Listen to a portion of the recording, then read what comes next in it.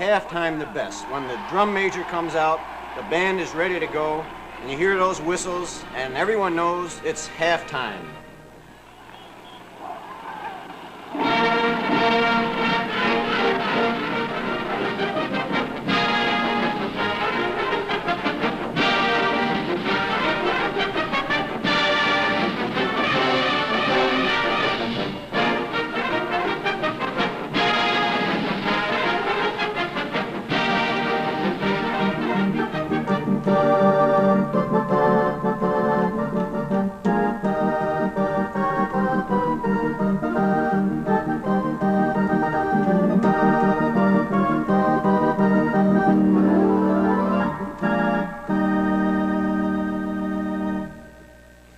Well, I have to admit that I have a special reason for liking halftime, and that's because it provides a fairly large chunk of my annual income.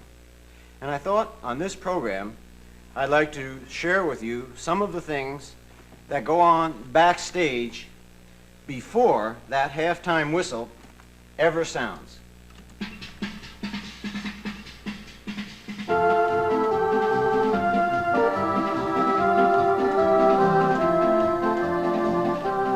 The University of Michigan Television Center welcomes you to The Music Shop. Some personal views of music with Jerry H. Bilik, internationally known composer, arranger, and visiting professor of music at the University of Michigan School of Music.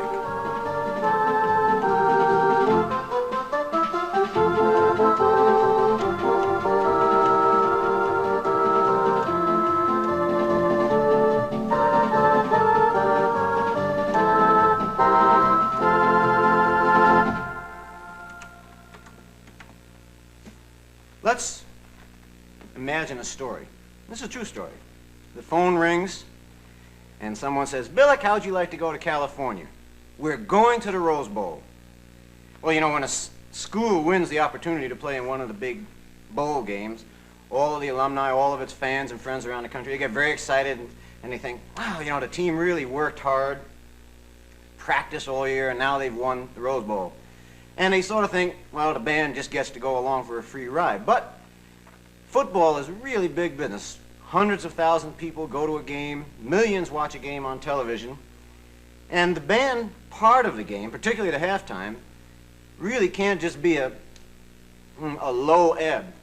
It's as important for whatever university is being represented to have its band make as good an impression as its football team.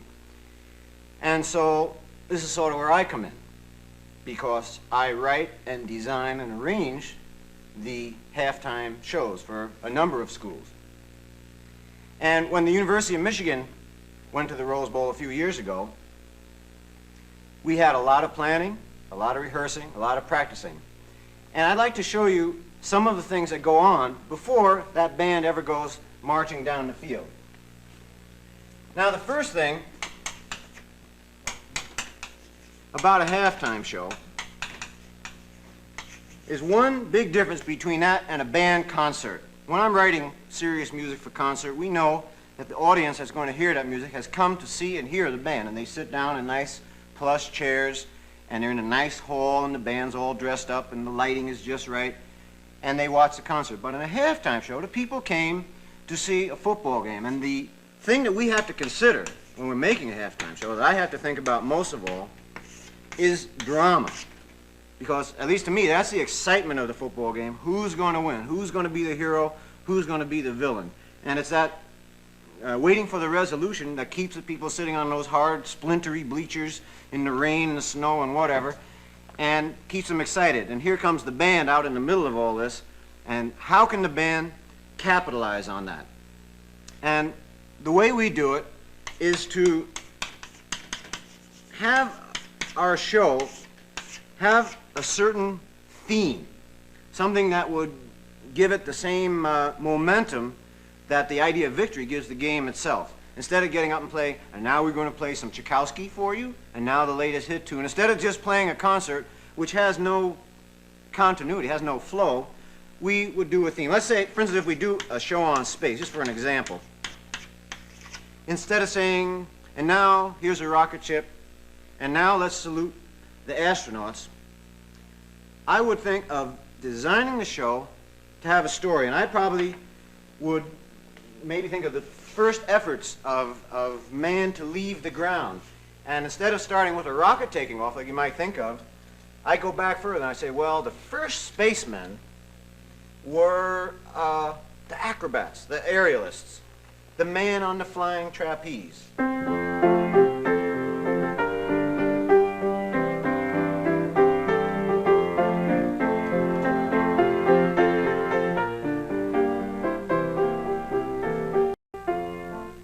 And then I try to work the show up with different songs and then end up with something very modern. Maybe even end up talking about what's out there, so that the show would lead people on, keep them interested.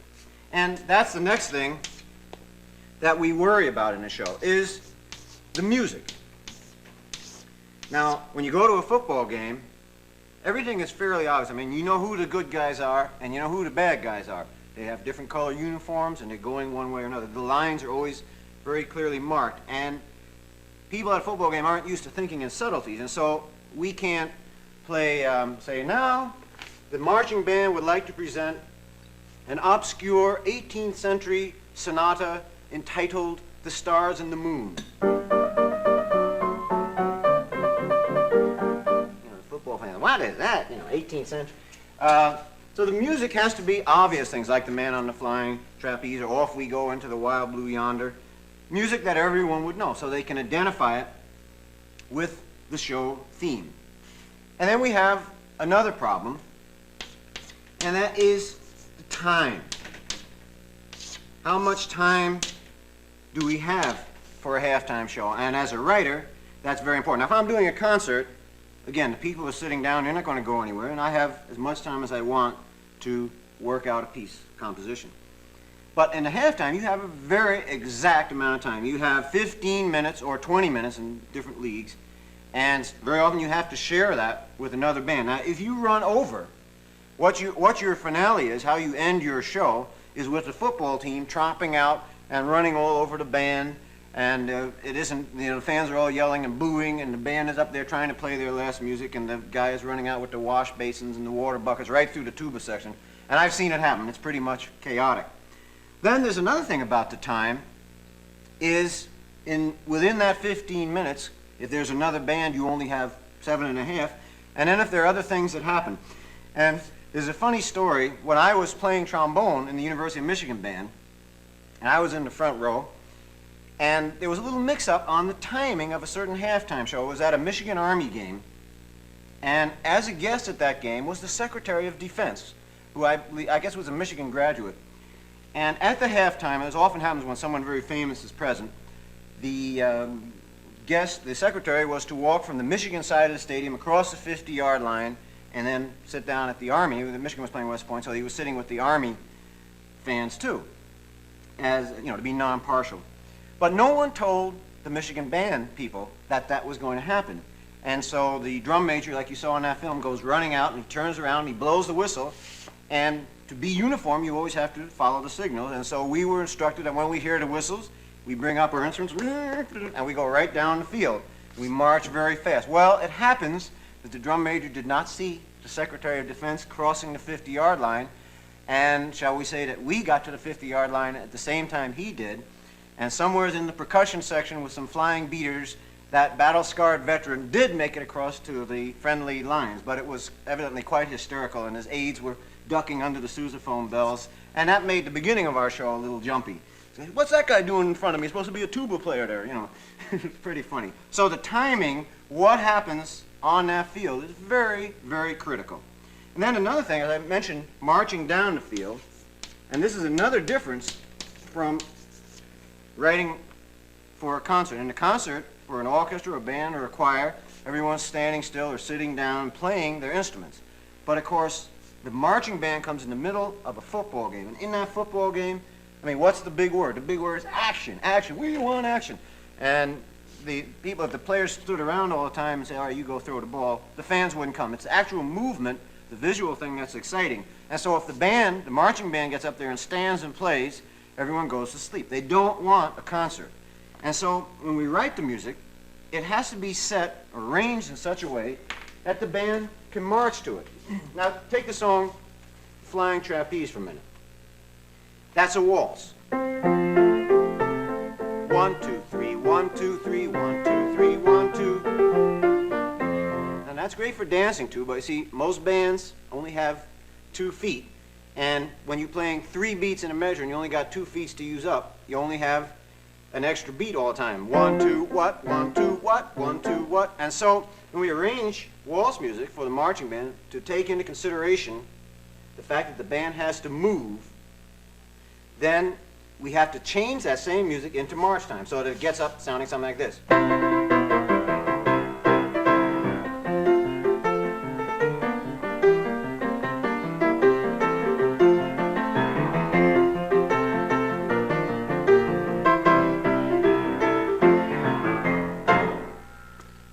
We have to change the style and use something that will allow the people to march. That's why we don't fool around with music with 5 beats, because then you really go crazy. You have to have a marching band made up completely of math majors who can, well, it's 2.5 or whatever it might be. All of these factors have to be considered when we are working out a show, designing it. And this Rose Bowl show, we had to think of something appropriate, something that that would be a good theme, that would set the mood for the show. Oh, I thought of something else before we go out to sunny California. There's one other factor that you don't often think of in writing music for halftime, and that is where the band is playing. Again, when you go to a concert, you're inside, and the band or the orchestra is playing music in a nice concert hall that reflects the sound and makes it sound very good. But outside, the air is like a sponge, and you take the best player and you put him outside and he sounds like he got a $12 horn that he's playing. It just sounds awful. I can speak from experience. And so there's a part of scoring the arrangement that's very unusual. Now, if I was just writing a composition, let's say, and the last chord of a piece, I would just write out the chord like that, make it easy to play on the piano. But if I did that outside, it wouldn't sound good. So I have to go through a whole series of techniques of voicing each different instrument in a certain way to reinforce the sound. And I would do, like I'd say to myself, first cornet, play this note. Second and third, these notes. The first horn would play these notes, and the other horn, this would be the horn part. And the first trombone and the second and third trombone would play these notes. And the bass would play these notes. And the saxophones, maybe these two. And this has to be very carefully worked out to get balance, to make the notes reinforce. It's like players blocking for each other to open the way. We actually have to do something like that with the instruments to get the sound. So when you hear a band that really sounds good, it's because the music they're playing has actually been scored for outdoors. And once in a while, when some of the bands I write for play inside, they actually have to adjust what instruments are playing what, or it hurts people's ears because it's too loud for inside. You know, we're really trying to strengthen it to get through the outside environment. But let's talk about the Rose Bowl. The Rose Bowl is a big game. It's probably one of the biggest college games of the year, every year, no matter who's playing in it. And so the halftime show for that Rose Bowl has got to be considered by the band that's performing one of the most important appearances of the band. You know, when a school has a very good band and orchestra, you may have 1,000, 2,000 people at a concert, but at one football game, you'll have, of course, 100,000 people watching you and listening to your music product, the product of your music department. And so that's not something you can treat lightly. You can't just go out and make a fool of yourself. Same as the football team doesn't want to go out and make a fool of themselves. And so the design and the putting together, the considering of all these factors in a halftime show becomes very important.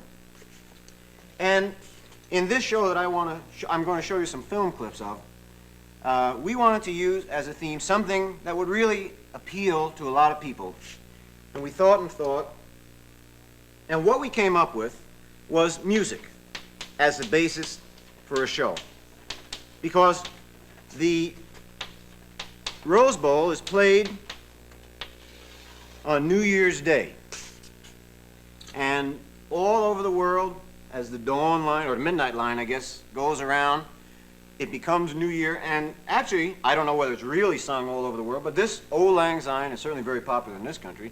I'm sure it's, popular in other countries. And we thought, well, let's use that as a theme. Let's use a show on a musical theme as the basis, something that we can build on. Okay? Well, we can't just get up there and play Auld Lang Syne for 8 minutes or however long we had.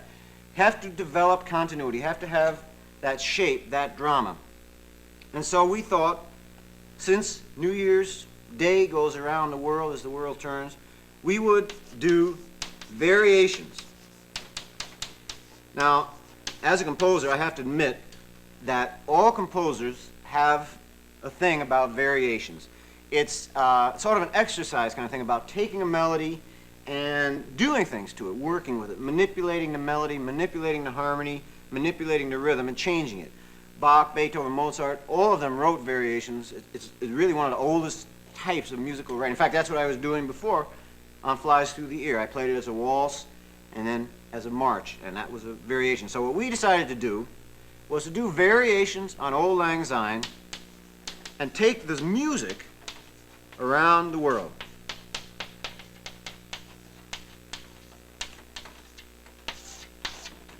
All right, then we sat down and we thought, okay, what countries do we want to go to? How can we develop a continuity? We needed a starting point. Well, Auld Lang Syne is a Scottish folk song. It's a Scottish origin. So, let's begin with a variation on Auld Lang Syne in Scotland. Now, I think to myself, how do I want to portray Scotland musically? And you think about that, you say, well, what would be a musical characteristic of Scottish people? And you probably would think of the bagpipe, and when I think of the bagpipe, I think musically, the most obvious thing is the drone. Those two pipes that go all the time, this guy. And then, well, it's funny, because since Auld Lang Syne is actually a Scottish song, you say, well, why don't you play it regularly? But we want to do variations, so I actually change the song and try to make it sound as if it was being played on a bagpipe.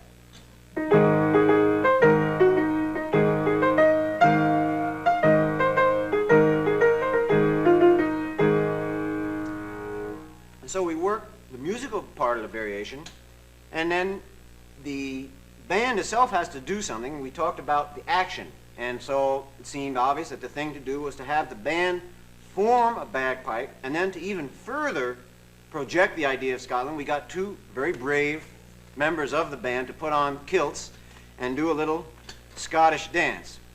And then thinking about continuity, thinking about keeping the audience interested, we decided that just doing a variation wasn't enough. So we did a variation on the variation. I've always thought, what happens if a bagpipe player ever runs out of air?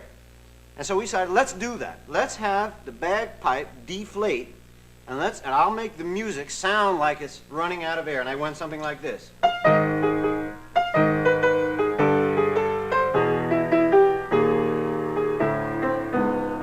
Just had the music sort of wind down, and then have everyone breathe in again and have it start up again like the bagpipe's filling with air.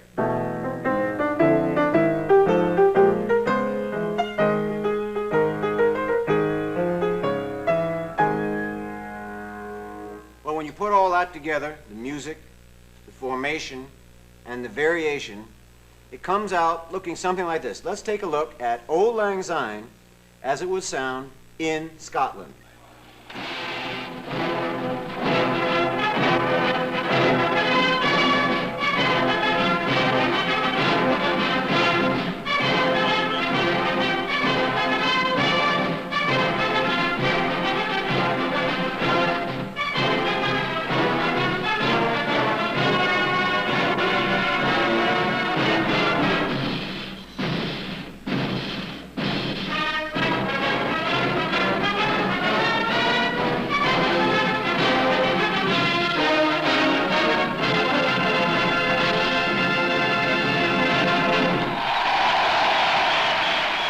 Well, it seemed to go over pretty well. The second variation we thought of was Germany, and I guess I thought of this because, again, musically, to me, it would be an easily recognizable variation, because I thought, of course, of the German waltz, characteristic dance. And then Professor Cavender, who designs the visual part for the University of Michigan band, thought another visual characteristic of Germany are the famous Bavarian Black Forest cuckoo clocks. And he said, well, couldn't you put a little bit of a cuckoo sound in the waltz? And here we were doing a variation where we made one thing a march. Now we're turning the march back into a waltz, and it came out, it sounds something like this. And we put the cuckoo back in, and again, as a further visual thing to attract the audience, we brought in a real live make-believe cuckoo. So let's see what the German cuckoo clock with the waltz version of Auld Lang Syne look like at the Rose Bowl.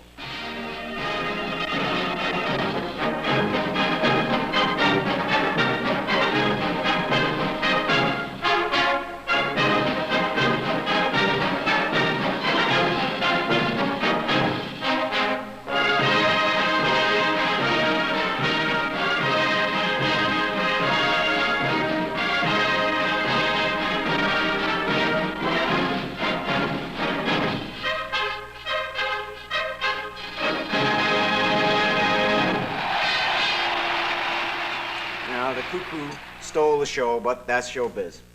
And of course, that's what this really is all about. It's working music into show business.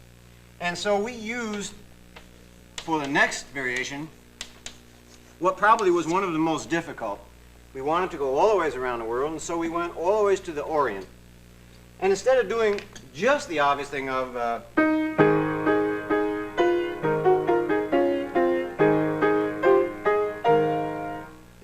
pretty easy to just set the music with the open intervals that are characteristic of Oriental music.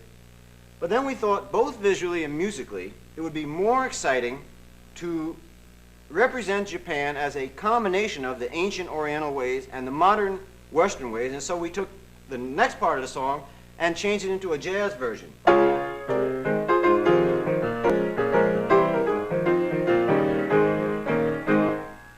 And this made a very interesting kind of variation where you had Oriental versus Western, and where, of course, the band did a dance that reflected the same thing. So let's visit, via the Rose Bowl, the world of the Orient, and see Auld Lang Syne as it might sound in Japan.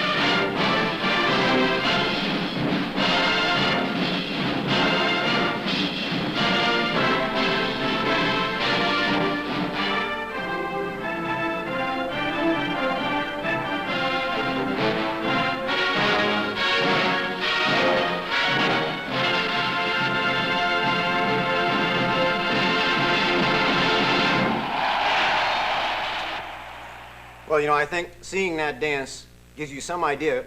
A band of 200 doesn't learn a completely different kind of step that they're totally unfamiliar with easily, and to put it into synchronization and to put the music and the action together, and remember to have all this happen with this split-second timing is really not so easy to do. The bands work awfully hard. They lose as much weight probably during a season as a football team getting ready for these shows, and I think I do too.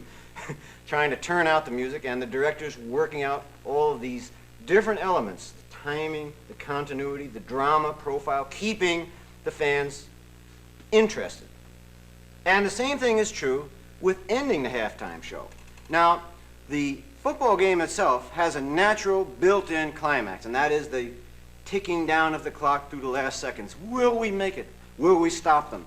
You know, it's just beautiful if you could write a script as the way that nothing is going to stop. Those seconds are always going to go by. And we don't have quite that advantage except to get out of the way before the football teams come and trample the band. So we try to put a big cap on the show that will embrace the audience, that will raise, I like to do this in my pieces too, that makes the ending effective. And so in this show, we brought back the music in a straight version, and we made a champagne glass to toast the idea that as Auld Lang Syne, as the new year goes around the world, Auld Lang Syne covers all of the different countries, all of the different people, and that hopefully the way music can unite people, that the world going through another new year would sort of get together in the same kind of harmony and good fellowship that's in the song itself. And this is the way the Rose Bowl Auld Lang Syne show ended.